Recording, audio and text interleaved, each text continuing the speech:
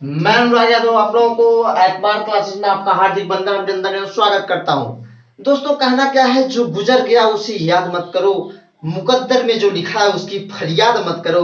मुकद्दर में जो लिखा है वो होकर रहेगा दोस्तों, तुम कल के चक्कर में आज को बर्बाद ना करो। इसी के चक्कर में आप इसीलिए हम आज आपको पढ़ना है। आज आपको पॉलिटी के दूसरे सेशन में लेके चलते हैं और आज आपको बताते हैं, एक ऐसी कहानी बताते हैं जो आपको बड़ी अच्छी लगने वाली है। और बताने वाले हैं कि भारत के जो संविधान है उसका विदेशी सोर्स, जैसा कि हमारा संविधान जैसे बना है, तो हमारा संविधान तो ऐसा तो है नहीं कि पूरी तरीके से पहले से बना हुआ है। ऐसा है कि हर देश से कुछ ना कुछ चीज ली गई है। जैसे कि आप देखते होंगे, घर पे क्या होता है कि जब कभी भी सामान नहीं रहती है, हमको कुछ बनाना होता है, तो कोई कोई सामान अगर मान लीजिए कोई भी सब्जी बनानी है तो कोई चीज यहाँ से लेते हैं, कोई वहां से लाते हैं, कोई उनके घर से लाते हैं। इस तरीके से लाकर हम सब्जी में डाल देते हैं और पूरी तरीके से सब्जी क्या हो जाती है, बन जाती है। उसी तरीके से हमारा संविधान जब बनाना था तो हमको क्या करना था कि संविधान में हमको एक अच्छी भारत के नागरिक होने चाहिए, हमको अच्छा अधिकार मिलना चाहिए, इस तरीके की ढेर सारी जो बातें हैं वो होना चाहिए। लेकिन ये चीज कैसे हो पाएगी, आप ये सोचो। यह चीज जो है यह पूरी तरीके से ये भारत के संविधान के विदेशी स्रोत में हमको पढ़ना है। लेकिन आप एक बात समझो, ये बहुत पुरानी बात है, 1215 ईस्वी की बात है। और उस समय के राजा जो थे वह किंग जॉन हुआ करते थे। एक क्वेश्चन आता है कि सबसे बड़ा संविधान किसका है, तो आपका आंसर आएगा ब्रिटेन। ब्रिटेन का सबसे बड़ा संविधान है। लेकिन ये क्वेश्चन फिर से आएगा कि क्या ब्रिटेन का सबसे बड़ा लिखित संविधान है। लिखित किसे कहते हैं, जो हाथ से लिखा हुआ हो। तो वह आपका आंसर आएगा ऐसा नहीं है। तो आपका आंसर तब क्या बनने वाला है, तो आप देखिए फिर आपसे क्वेश्चन आएगा कि क्या कि सबसे बड़ा लिखित संविधान किस देश का है। तो आंसर आएगा आपका कि वह सबसे बड़ा लिखित संविधान जो है वह इस समय प्रेजेंट टाइम में भारत का है। लेकिन एक क्वेश्चन फिर से बनने वाला है, क्या भारत से पहले कौन सा ऐसा देश था जिसका सबसे बड़ा लिखित संविधान हुआ करता था। तो आंसर आएगा यूगोस्लाविया। देखिए एक बात समझिए कि जो हम लोग फंडामेंटल राइट जो होता है, जो हमारा मूल अधिकार होता है, वह मूल अधिकार अगर हमारे पास है, जो भी जितने भी मूल अधिकार हमारे पास हैं, अगर मूल अधिकार नहीं होते तो हमारा जीवन यापन करना बड़ा ही दुर्लभ हो जाता। लेकिन दोस्तों आपको बताएं कि बड़ी अच्छी कहानी कि भारत के संविधान को देखिए, जो भारत के संविधान का मूल अधिकार है, मौलिक अधिकार है, फंडामेंटल राइट है, वह पूरी तरीके से उसको भारत के पार्ट 3 को मैग्ना कार्टा कहा जाता है। अब बात आती है मैग्ना कार्टा है क्या। तो मैग्ना कार्टा एक बात है कि देखिए कुछ लिखित मौलिक अधिकार को मैग्ना कार्टा कहा जाता था। कब, जब राजा किंग जॉन हुआ करते थे 1215 ईस्वी में ब्रिटेन में। तो उस समय मैग्ना कार्टा ऐसा कुछ लिखित फंडामेंटल राइट दे दिए गए थे। ऐसा बताया गया था कि कुछ चीजें ऐसी हैं जो पूरी तरीके से वह उनको अधिकार दिया गया है। आप यह समझिए कि ये देखिए यूगोस्लाविया जो है, क्यों वह सबसे बड़ा लिखित संविधान नहीं है। तो दोस्तों आपको यह बताएं कि सबसे बड़ा लिखित संविधान यूगोस्लाविया नहीं है। इसका रीजन इसलिए है क्योंकि यूगोस्लाविया जो है वह पूरी तरीके से 22 भागों में बंट गया है। और जब बंट जाएगा तो आप जानते हो, एक परिवार में अगर बंट जाते हैं तो लोग बड़े ही वह एक संयुक्त परिवार, एक अच्छा डेवलप परिवार नहीं हो पाता है। आप उसी तरीके से यूगोस्लाविया जब बंट गया तो सबसे बड़ा संविधान, लिखित संविधान अगर बात करें तो यूगोस्लाविया का नाम नहीं आता है दोस्तों। क्यों, क्योंकि यह देखिए जब बढ़ जाता है, कोई भी चीज बढ़ जाती है, तब वह पूरी तरीके का डिवाइडेशन हुई तो आप यह समझ लीजिए कि वह कहीं ना कहीं अपना पोजीशन चेंज होने वाली है। उसकी पोजीशन जरूर ज्यादातर तो नीचे ही आ जाती है।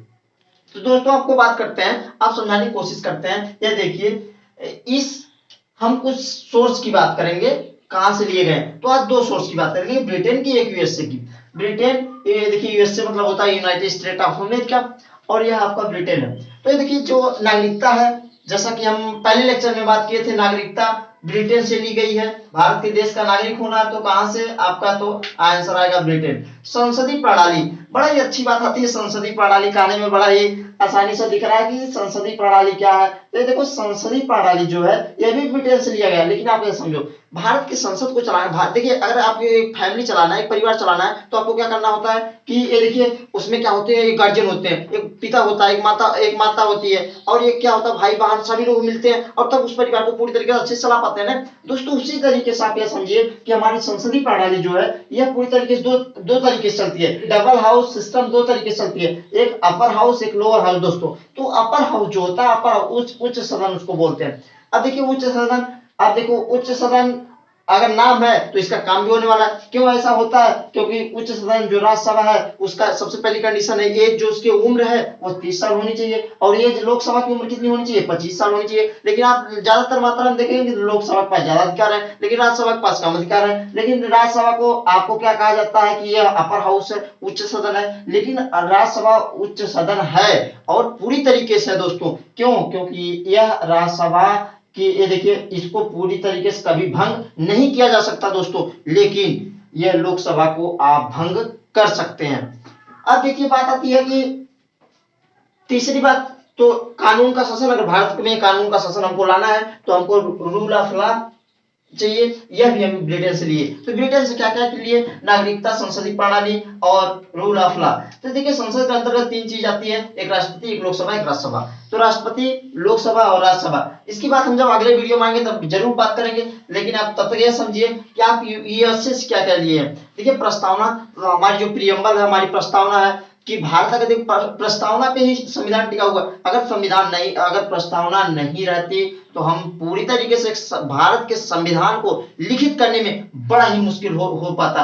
जब प्रस्तावना प्रियम्बल की बात करेंगे तो इसकी बात करेंगे, लेकिन आप समझो प्रस्तावना कहां से ली गई है, तो आंसर आएगा यूएस से। हमारे जो फंडामेंटल राइट है, सोचो भाई हमारा मौलिक अधिकार जो है जीवन जीने का अधिकार, हम पूरी तरीके से जाते हैं तो हर जगह हमको अधिकार मिलते हैं। अगर हम कुछ नहीं हो पाता है, इसी को अनुच्छेद 32 जो हम एक लेक्चर में बात भी किए थे, अनुच्छेद जो 32 है आपका, इसी देखिए ये पार्ट 3 में ही है। और फंडामेंटल राइट जो है अनुच्छेद 32 को डॉक्टर भीमराव अंबेडकर संविधान की आत्मा कहे हैं, यहां तक कह दिए हैं दोस्तों। यह मौलिक अधिकार कहां से लिया गया? यूएस से।